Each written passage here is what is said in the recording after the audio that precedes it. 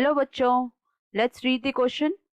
The question says the widely used PGR in agriculture is A. Ethylene, B. Oxen, C. Gibberellin and D is abscisic acid. तो question में हमें पूछा गया है कि सबसे ज्यादा यूज होने वाला एग्रीकल्चर में पीजीआर कौन सा है। तो हम इसका की कॉन्सेप्ट देख लेते हैं।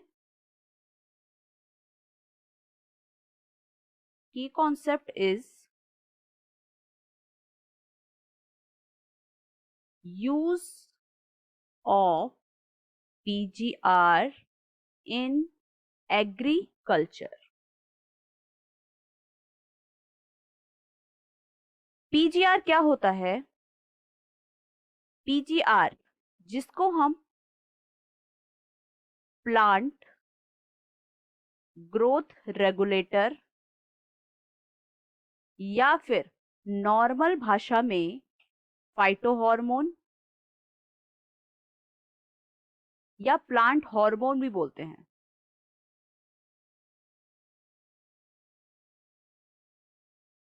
ये दो तरह से काम करता है प्लांट में।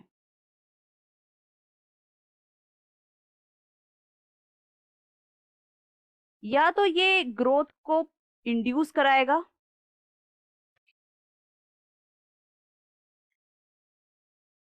या फिर ग्रोथ को इनहिबिट कराता है।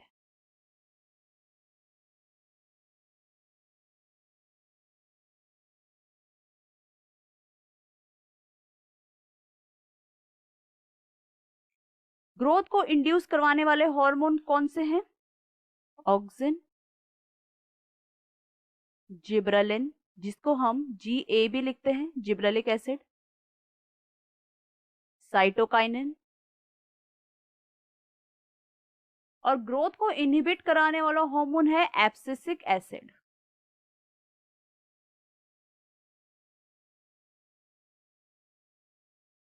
इथाइलिन जो हार्मोन है वो दोनों तरह काम करता है। किसी किसी कंडीशन में वो ग्रोथ को इनहिबिट करेगा, किसी कंडीशन में ग्रोथ को प्रमोट करता है। तो सबसे पहले हम देख लेते हैं इथाइलिन के क्या क्या फंक्शन होते हैं। इथाइलिन एक गैसियस हार्मोन होता है जिसका मेन फंक्शन होता है ट्रिपल रिस्पॉन्स। ट्रिपल रिस्पॉन्स क्या होता है? ट्रिपल रिस्पॉन्स में जो स्टेम होगी वो वर्टिकली नहीं ग्रो करती है, वो ग्रो करती है हॉरिजॉन्टली। ये स्टेम को, जो प्लांट होता है उसकी स्टेम को हॉरिजॉन्टली ग्रो करने में हेल्प करती है, जिससे कैसा होता है प्लांट? छोटा होता है। ठीक है, छोटा होता है, मोटा होता है। नॉर्मली अगर प्लांट ऐसे लंबा हो रहा है तो उसका चांस होता है कि वो लंबा होगा, पतला होगा और वो ऐसे बेंड हो जाएगा, जिससे उसकी ग्रोथ जो होगी वो अच्छे से नहीं होगी।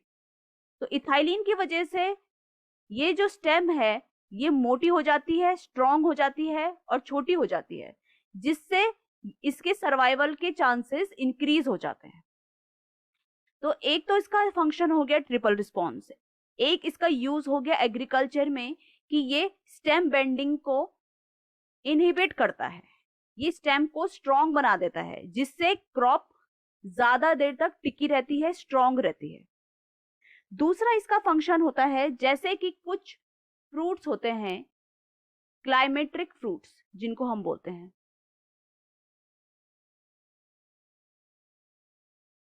जैसे बनाना है,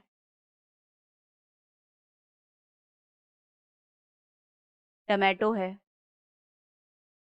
तो इनमें क्या होता है, इनको इथाइलिन की वजह से अगर हम इसकी खेती में इथाइलिन को स्प्रे कर देते हैं तो ये साथ में ही सारे के सारे राइप हो जाते हैं। सिंक्रोनस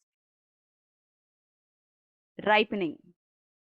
और उससे क्या होता है, फार्मर्स के लिए इजी हो जाता है उसको स्टोर करना, हार्वेस्ट करना और उनकी मार्केटिंग करना। तो दूसरा बेनिफिट तो ये हो गया। तीसरा बेनिफिट होता है इसका कि ये जो ओल्ड लीव्स होती हैं, ओल्ड लीव्स होती हैं, फ्रूट्स होते हैं, उनकी सेनेसेंस को प्रमोट करता है।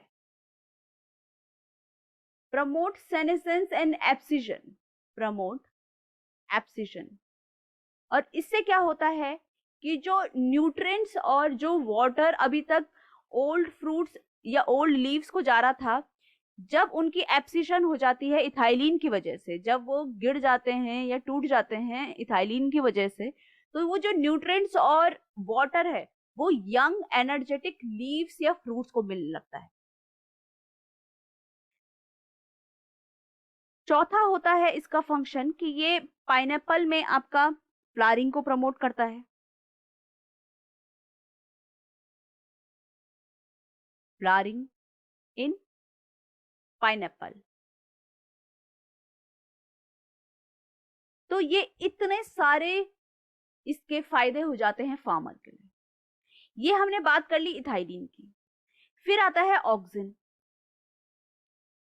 ऑक्सिन जो होता है, ऑक्सिन का मेन फंक्शन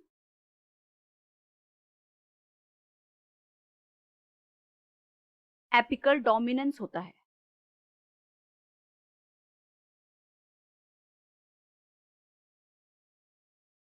जिब्रेलिन का मेन फंक्शन होता है कि ये स्टेम इलोंगेशन को प्रमोट करता है।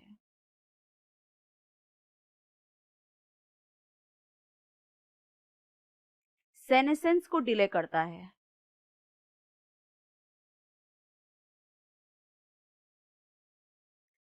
एब्सिसिक एसिड हमने अभी पढ़ा था कि ये ग्रोथ इनिबिटर होता है, ये ग्रोथ इनिबिटिंग हार्मोन होता है।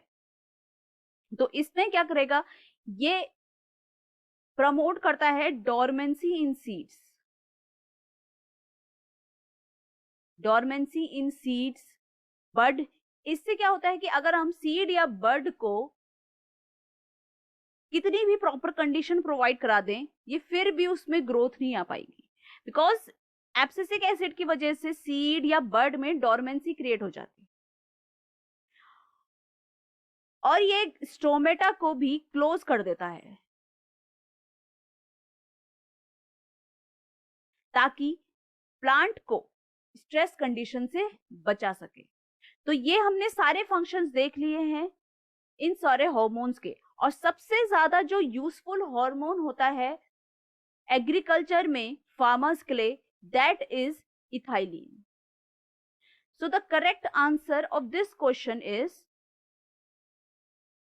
ethylene. I hope you understood it well. All the best.